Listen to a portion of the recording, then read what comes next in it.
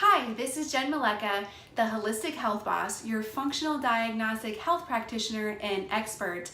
And this week, I want to talk to you about a condition that 1 out of 3 women is estimated to have. And men, this pertains to you as well, although the statistics are not as high. So did you know that 1 in 3 women are estimated to have a thyroid disorder such as hypothyroidism or Hashimoto's? This statistic hits really close to home for me as a woman who was diagnosed with hypothyroidism and Hashimoto's myself way back in 2016. Now, my diagnosis came somewhat as a shock since I was one of the healthiest people that I knew. I ate healthy, exercised daily, and my doctor always commented about how I was the picture of perfect health whenever I had my annual physical. But when I look back now, I can see the subtle signs that started to surface indicating that something was probably up with my thyroid. So I started to notice that I was slowly starting to put on weight despite eating healthy and exercising all the time. I felt sluggish during my workouts and I was really starting to struggle to recover afterwards.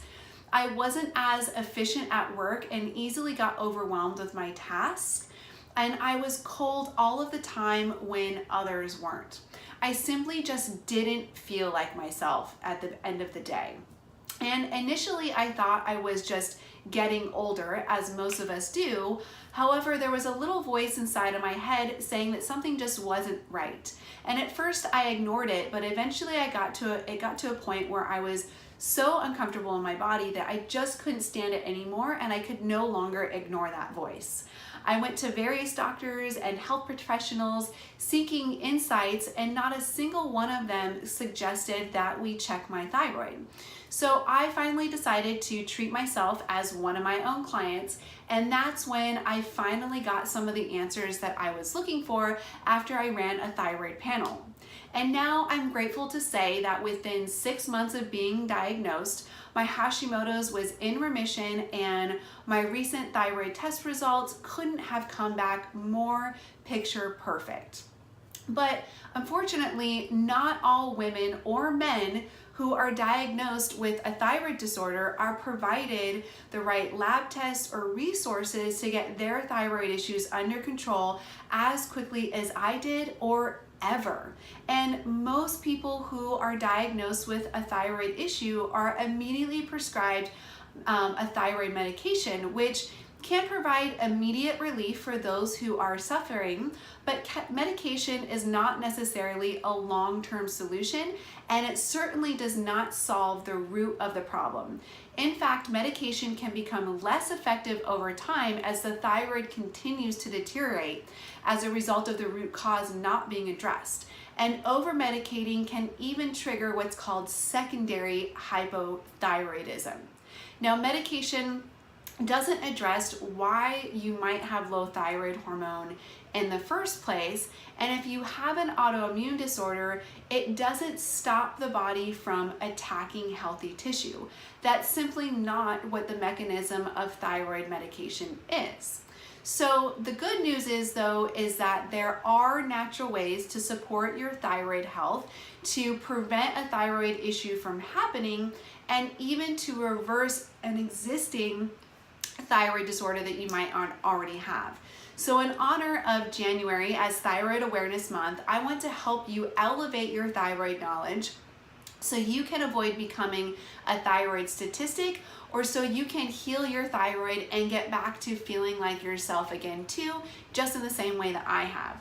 So over the next 3 weeks, I will share with you the 3 main steps that I took and that I guide my clients through in order to support and heal the thyroid naturally.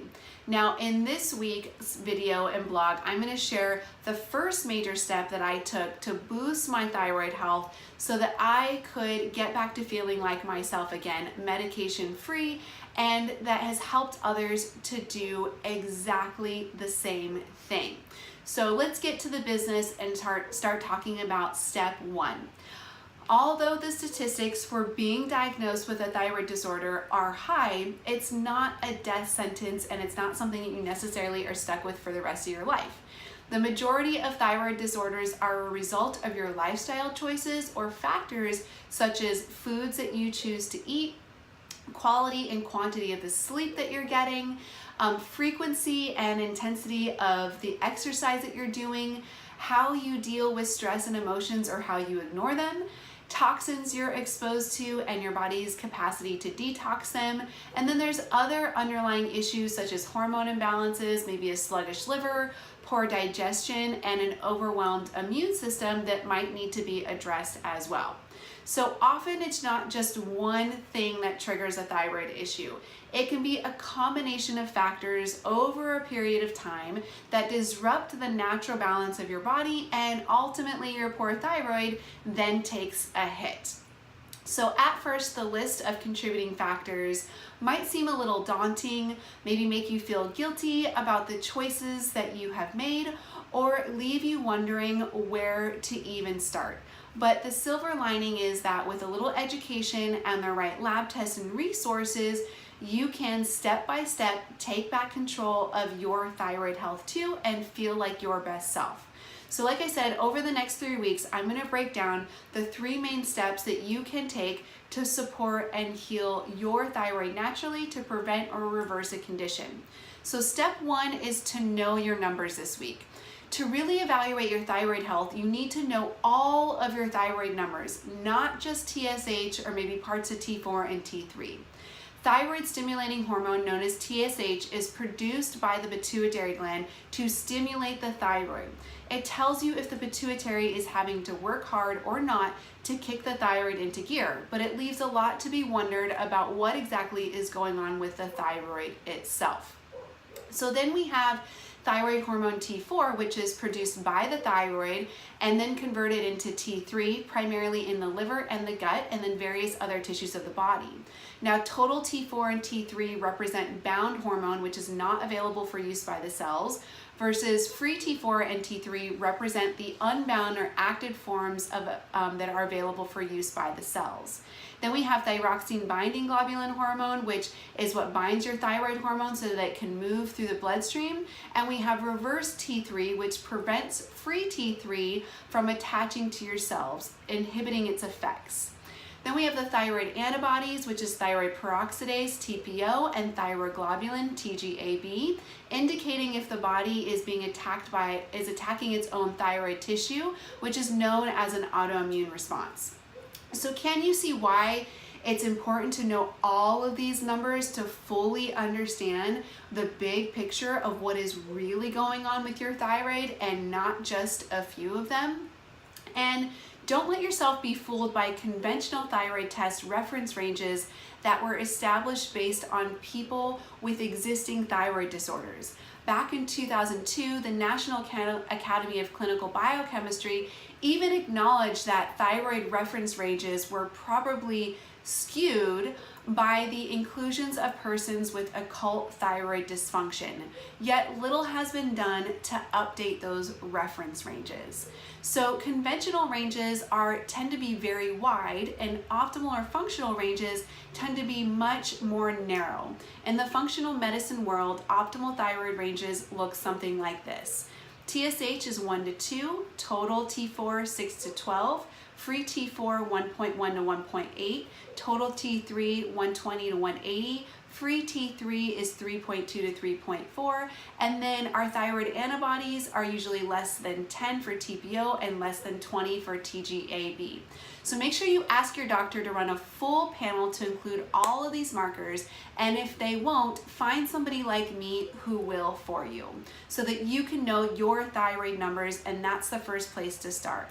Next week, we're going to talk about step 2, which is addressing all of the controlling factors that you can and what to do about the things that you can't. In the meantime, I also want to invite you to check out a free online Hashimoto's Day project that I had a pleasure of being a part of, which is starting Friday, January 25th. During this online event, experts from all over the world will be sharing their insights so that you can learn more about thyroid health and related topics to thyroid health, such as more about the contributing factors, root causes, and connections, simple lifestyle changes and how to implement them to support your thyroid, nutritional support and balancing the immune system for your thyroid health, and then promising holistic therapies for your thyroid health as well. So check out this limited time free resource by clicking on the links below this video, and stay tuned for next week when we go over step 2 about controlling the factors that you can when it comes to your thyroid health and what to do about the ones that you can't. And then the week after that, we'll talk about step 3. All right, you guys, I hope you found that helpful. I'll see you next week on the blog.